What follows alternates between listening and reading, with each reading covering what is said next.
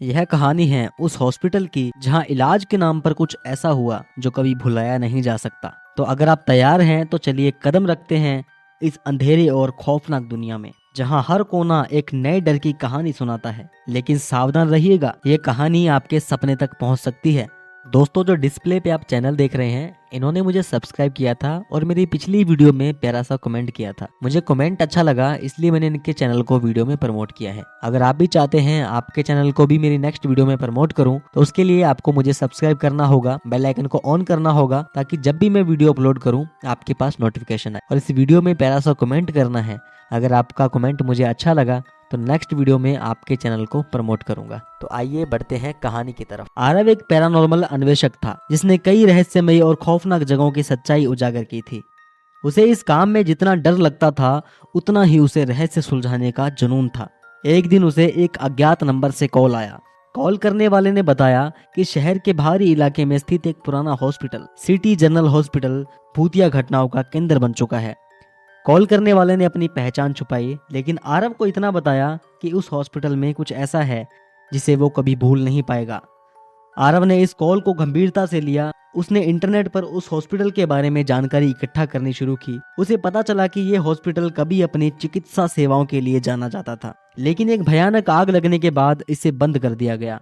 आग में कई मरीज और कई डॉक्टर मारे गए और तभी से इस हॉस्पिटल को शापित माना जाता है। आसपास के लोग इसे भूतिया हॉस्पिटल कहते थे। आरव का उत्सुक मन उसे नजरअंदाज नहीं कर पाया और एक रात आरव ने इस हॉस्पिटल की सच्चाई जानने का फैसला किया। और यहीं से शुरू हुई एक ऐसी यात्रा जो उसके जीवन को हमेशा के लिए बदलने वाली थी। उसने अपने उपकरण तैयार किए, कैमरा, रिकॉर्डर और एक विशेष डिवाइस जो अलौकिक गतिविधियों को पकड़ सकता था। अपने दोस्तों की चेतावनी को नजरअंदाज करते हुए वह हॉस्पिटल पहुंचा। हॉस्पिटल के गेट पर लगे पुराने और जंग खाए बोर्ड पर लिखा था सिटी जनरल हॉस्पिटल। गेट को धक्का देकर अंदर घुसते ही एक ठंडी हवा का झोंका आरव के शरीर को टकराता है। ऐसा लगा किसी ने उसे छुआ हो। जैसे ही आरव सीढ़ियों की ओर बढ़ा, उसे ऊपर से किसी के कदमों की आवाज सुनाई दी। आरव ने हिम्मत जुटाई और दूसरी मंजिल पर पहुंचा। वहां एक ऑपरेशन थिएटर था। ऑपरेशन थिएटर के दरवाजे पर खून के निशान थे। अंदर कदम रखते ही आरव को ऐसा महसूस हुआ जैसे कमरे का तापमान अचानक से गिर गया हो। उसने अपने डिवाइस को ऑन किया और स्क्रीन पर असामान्य ऊर्जा का स्तर दिखने लगा। तभी एक अचानक तेज चीख ने आरव को चौंका दिया। वह आवाज कहीं और से नहीं, बल्कि उसी कमरे के कोने से आ रही थी जिस कमरे के सामने वह खड़ा था। आरव ने उस कोने की ओर टॉर्च की रोशनी डाली, लेकिन वहां कुछ नहीं था। तभी उसे लगा जैसे किसी ने उसके कंधे पर हाथ रखा हो। उसने तुरंत पीछे मुड़कर देखा, लेकिन वहां कोई नहीं था। उसका दिल जोर जोर से धड़कने लगा, लेकिन उसने खुद को संभाला। ऑपरेशन थिएटर के पीछे एक गुप्त कमरा था जिसके दरवाजे पर जंग लगा हुआ था। आरव ने किसी तरह उस दरवाजे को खोला। अंदर का दृश्य और भी डरावना था। वहां एक पुराना रिकॉर्डर रूम था जिसमें मरीजों के फाइलें और कुछ जले हुए कागज थे। उसने देखा कि एक फाइल पर खून से कुछ लिखा हुआ है, हमें न्याय चाहिए। आरव ने फाइल को उठाया और पढ़ना शुरू किया। उसमें लिखा था कि हॉस्पिटल में किए गए कुछ ऑपरेशन असामान्य थे। डॉक्टर ने पैसों के लालच में मरीजों के अंगों का गलत इस्तेमाल किया। कई मरीज ऑपरेशन के दौरान मर गए और उनके परिवार वालों को उनकी मौत की असली वजह आज तक डॉक्टर ने उनको नहीं बताई। जैसे ही आरव ने फाइल पढ़ी, कमरे की लाइट्स अचानक चमकने लगी और एक परछाई दीवार पर उभरने लगी। वह परछाई एक महिला की थी जिसने रोते हुए कहा, हमें न्याय चाहिए।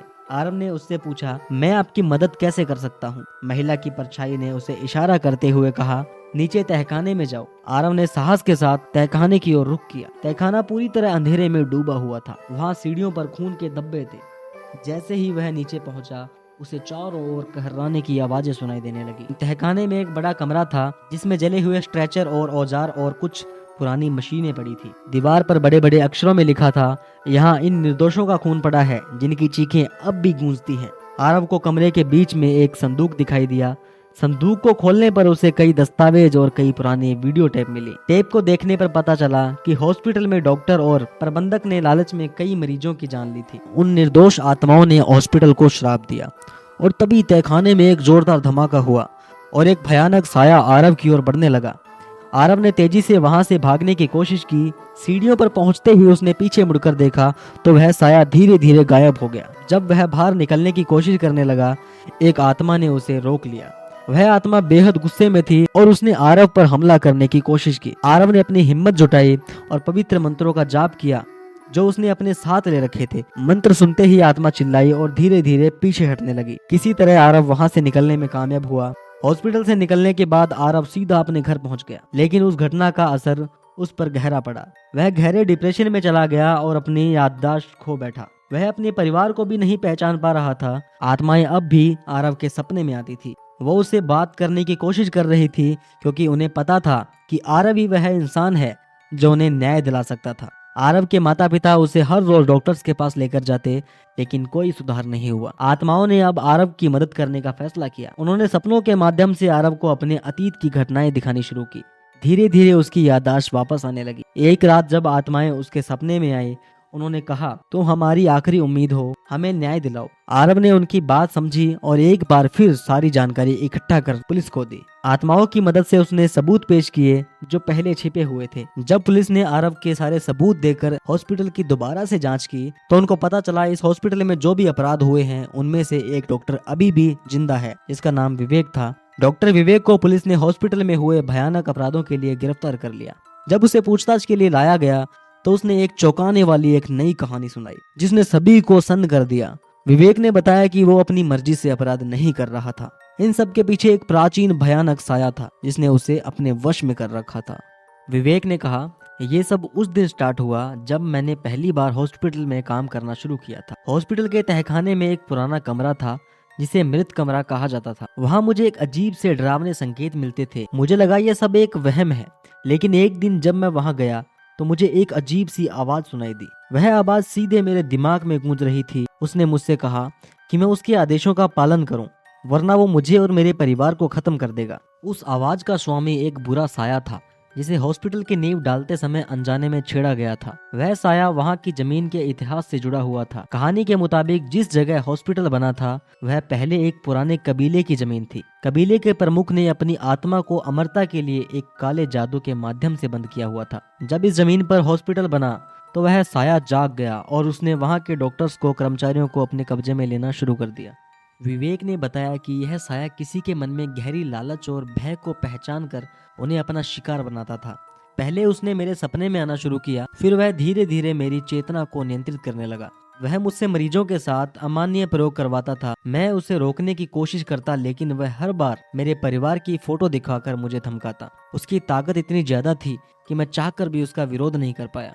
पुलिस और जांचकर्ता इस कहानी को शुरू में एक बहाना मानते रहे, लेकिन जब उन्होंने हॉस्पिटल के तहखाने की खुदाई की तो उन्हें वहां एक पुराना ताबूत और उस पर जादुई निशान मिले। ताबूत के पास कुछ काले जादू के औजार भी मिले। एक विशेषज्ञ ने बताया कि यह ताबूत उस प्राचीन आत्मा और अस्तित्व की ओर इशारा कर रहे थे। आरव, जिसने पहले ही इस हॉस्पिटल के रहस्यों को उजागर करने में मदद की थी, अब वह इस नई चुनौती को स्वीकार करने को तैयार था। उसने विवेक से कहा, तुम्हें इस साये का अंत करने में मेरी मदद करनी होगी। विवेक ने आरव को बताया कि साये को खत्म करने का एक ही तरीका है, उस ताबूत को पूरी तरह से नष्ट करना और उस जगह पर एक पवित्र अनुष्ठान करना।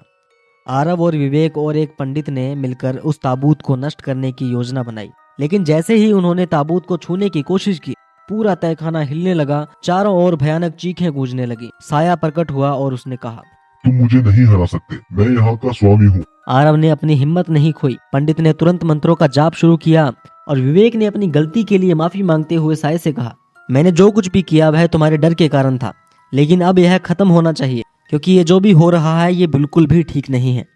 साये ने विवेक पर हमला करने की कोशिश की, लेकिन मंत्रों के प्रभाव से उसकी शक्ति कमजोर पड़ने लगी। अंत में ताबूत को आग के हवाले कर दिया और साये की चीख धीरे धीरे शांत हो गई। वह साया हमेशा के लिए खत्म हो गया। हॉस्पिटल को शुद्ध कर दिया गया और इसे फिर से खोलने का फैसला लिया गया। विवेक ने अपना जुर्म स्वीकार कर लिया और सजा भुगतने के लिए तैयार हो गया। उसने आरव को धन्यवाद दिया जिसने उसे उस साये के बंधन से मुक्त किया। आपने देखा कि कैसे आरव ने उस भूतिया हॉस्पिटल के रहस्यों को उजागर किया और उन निर्दोष आत्माओं को न्याय दिलाने में मदद की। लेकिन क्या सब कुछ खत्म हो गया था? हॉस्पिटल फिर से खुल गया, लेकिन क्या सचमुच वह साया खत्म हो चुका है? नई शुरुआत के साथ एक नई कहानी जन्म ले चुकी है। इस बार आरव को सामना करना होगा एक ऐसी आत्मा से जो और भी खतरनाक और शक्तिशाली है। क्या वह आत्मा सिर्फ बदला चाहती है या उसके पास छुपा है कोई और बड़ा राज? जवाब मिलेगा अगले भाग में। तैयार रहिए क्योंकि यह कहानी और भी डरावनी और रहस्यमय होने वाली है। सिटी जनरल हॉस्पिटल अध्याय 2 जल्द आ रहा है। इसे देखने के लिए हमारे चैनल को सब्सक्राइब करें और नोटिफिकेशन को ऑन करें। अगर आप अगला भाग इस कहानी का चाहते हैं तो मुझे कमेंट बॉक्स में जरूर बताएं। धन्यवाद।